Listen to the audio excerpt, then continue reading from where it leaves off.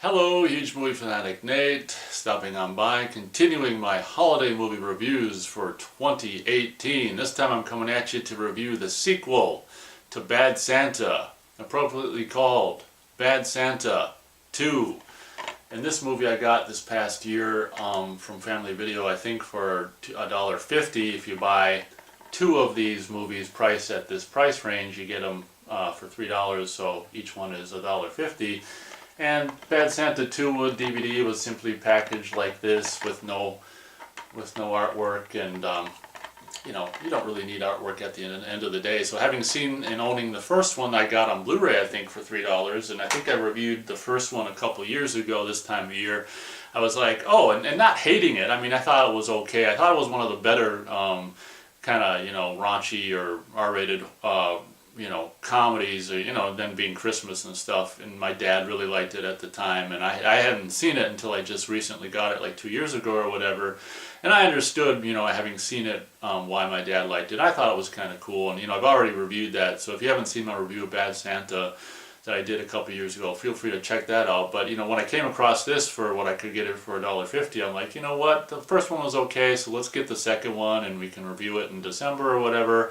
So having just recently seen it, and now being December, I'm going to review it. So Bad Santa 2 starts kind of interestingly, where it's like, and it should be said that I think the first one was like from 03 or 04 or so, and then this one came out like over 10 years later.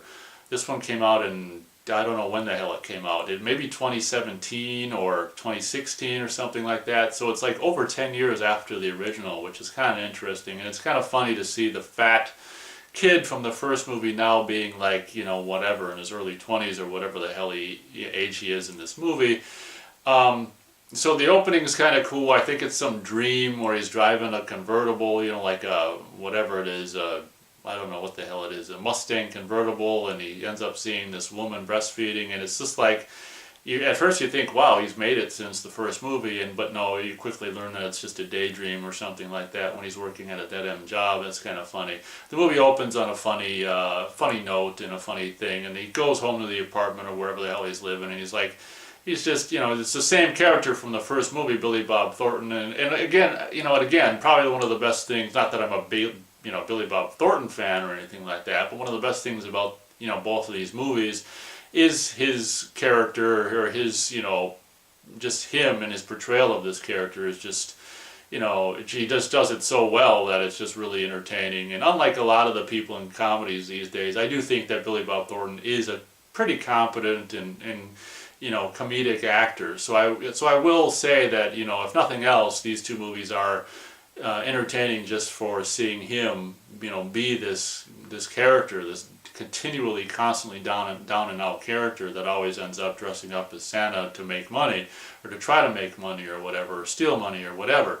So at the beginning of this movie finds him basically down and out and just suicidal. He's had it at this point. This is like over 10 years after the events of the first movies. He's had it, working, his dead-end jobs, and there's no hope for anything. And he's already old enough where it's just like he's had it. So he's going to kill himself in this funny bit where he turns on the oven and sticks his head in there only to find out that it's an electric oven. It's not a gas oven.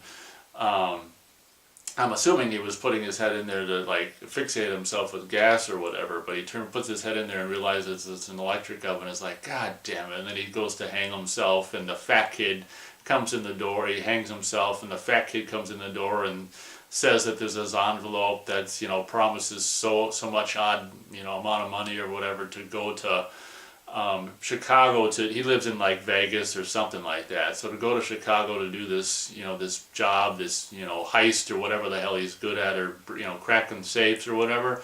And at that point, he's like telling the fat kid to, once he gets some news that he's got a possible way to make some money, he tells the fat kid to like, get it. And while he's, being hung and, hanging from his neck, get a chair, give me a chair, and it's this funny shtick about him. I don't think the fat kid understands what he's saying or whatever, but, obviously he ends up getting it. Or I think he just falls, the thing, he tied the rope around breaks and he just falls to the floor or whatever, but obviously what ends up happening is he ends up, going to, well, before I even say that, I want to say that this fat kid from the first movie, I mean, he's I don't remember him. I don't know if he probably wasn't so annoying. I don't remember if he was the fat kid was annoying in the first movie, but the now fat guy who reprises his role is just really, really freaking kind of annoying in this movie. I do want to say that before I forgot to, not that I could ever forget to say that, but fat kid is annoying.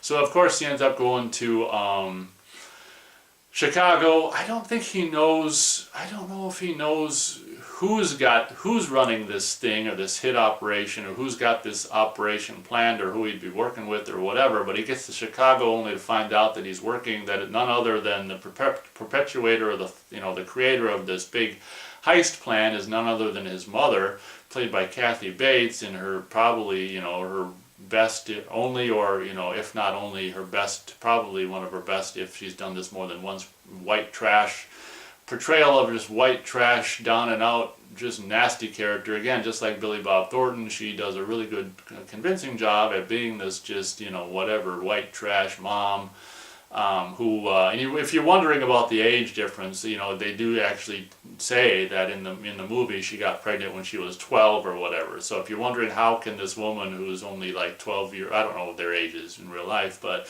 they actually do, because I was thinking about that. I'm like, well, Billy Bob's like the same age as her. Well, they actually explain that. So and to make it even more white trash, she had.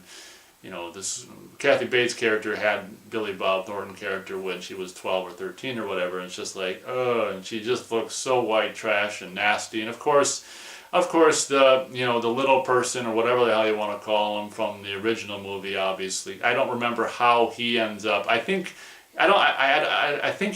Billy Bob character doesn't know that he's a part of the heist either. I don't remember the particulars, but obviously the little person from the first movie is in on it as well, and fat guy ends up taking a bus to Chicago to, I don't know, help, to be, this guy just wants to be with Billy Bob Thornton's character. It's kind of, oddly endearing and just mostly freaking annoying. This fat guy just takes a bus to Chicago, and of course taking it from Vegas or wherever the hell they're from, he just gets on a bus with his t-shirt and shorts on and ends up in Chicago with, in the winter with t-shirt and shorts, which is kind of funny and dumb and stupid all at the same time. So their plan is to rob this charity, which I have no problem with, because as we all pretty much know or should know, I mean, charities, and they even say it in this movie, this charity takes 98 cents of every dollar collected and keeps it for themselves. So I do like the fact that, they're robbing a charity in this movie, because charities, in my opinion, are robbing everyone who donates to them anyway. I would really reconsider if you're going to donate to a charity or something like that. You know how every time this time of year you've got all these, maybe not all these, it's the same ones every year, these charities or organizations asking for money wherever you go to buy crap. And they say, can we count on you to make a donation? And I'm like, no, you cannot. But I would, in a side note, I would strongly advise, everyone to not donate to charities. And if they want to help out, people in need, just go give people in need money directly, because there's a good chance that the people in need don't see any of this money that is donated to charities. But that's a side note. But back to the review of the movie. I did like the fact that the plan is to rob a charity, because if you were going to rob anything, that's probably one of the best things you can rob. So way to go, rob that motherfucking charity, as far as I'm concerned. It should be said that the guy who runs it, of course, is this just suave, just asshole, just whatever, and he's got married to the woman who plays this this guy's wife is just like buxom ass redhead. I don't think I've ever seen her in anything else before, and like naturally busty, hot ass. I don't like, when I say hot ass redhead, I don't really necessarily have care one way or another about redheads. I'm just saying that she happens to be a redhead, but she appears to be naturally busty, buxom babe in this movie, and it being rated R, I was hoping that we'd end up seeing those fun bags come out. Unfortunately, we don't end up seeing them come out, which is a real bummer. But I guess I've seen breasts before, and and I will see them again, so it doesn't really matter if I see hers or not.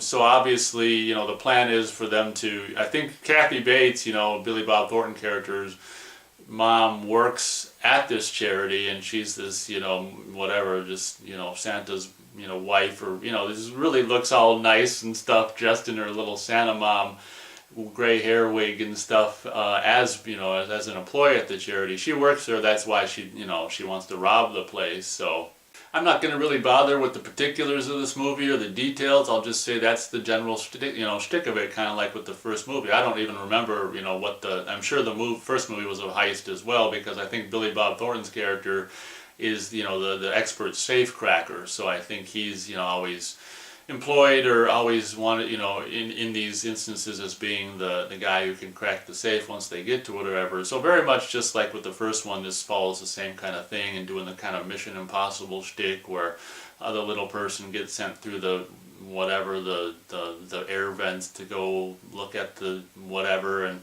you know, that's pretty much, I think, all I'll say about this movie. I did like it more, well, you know, pretty much like any movie, more than Office Christmas Party or Christmas Office Party or Party Office Christmas, whatever the hell that movie is called that I just reviewed before this one.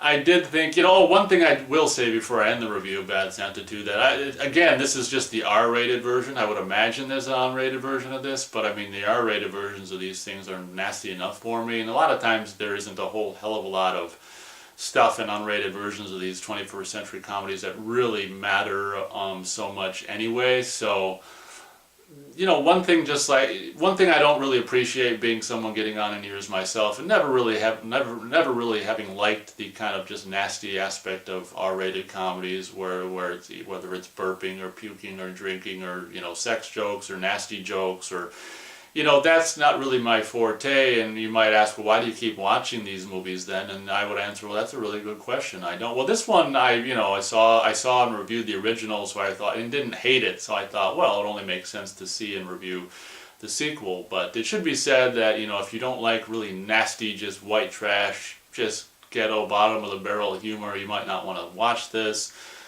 Just because of the people involved, like Kathy Bates and Billy Bob Thornton, you know, even though their characters are so loathsome and downright nasty and white trashy and stuff, somehow the charm of those performers, you know, just even, it comes through and shines a little bit even in these down and out characters. So this movie, I would regard as being a better movie than Office Christmas Party or whatever, just because, you know, there's actually, you know, like Billy Bob and Kathy Bates actually, in my opinion, have a little bit more acting / comedy chops to give to the audience. Just like with the Stanley Kubrick movie, The Killing, you know, they actually are able to, of course, I'll just ruin the whole movie for you, they actually end up, you know, robbing the place successfully, only to have, like, mom just basically turn on everyone and just wants the money for herself, and it ends up being, there's a little chase, and it ends up being just spilt all in this ice rink and all the money, and so it's just like, after all said and done, it was just a waste of time, or, you know, nothing, the quality of life wasn't improved. I can't remember, like, exactly how the movie ended, like, the last few moments of the movie, but that's the general gist of this movie. So that's pretty much Bad Santa 2. I'm actually going to be able to go as high as 3/4 stars out of 4 stars for Bad Santa 2. I found it, you know, it's hard to say much more. I mean, it's hard to, you know, I want to say initially it's like much more enjoyable than Office Christmas Party, but at the same time it's got so much nasty ass R-rated kind of, you know, ghetto, you know, white trash humor that it's, you know, an annoying fat guy and stuff that it's, I don't know if you could even really call it enjoyable. But again, like Kathy Bates and Billy Bob shine through in that, you know, that buxom, naturally busty chick, even with clothes on, is still pretty attractive to look at. So that'll be my review for Bad Santa 2. I think it was a surprise to a lot of people when the sequel came out, particularly being like, I don't know what, 12, 13, or whatever years after the original. It's just kind of interesting. Will there be a Bad Santa 3 in another 12 years? Probably not, but you never know. So, you know, they keep on making Halloween sequels 20, 40 years after the fact, so maybe there'll be a Bad Santa, you know, BS 20 or BS 20 or something like that. So thank you very much for watching this review, and as always, we'll catch you on the next one.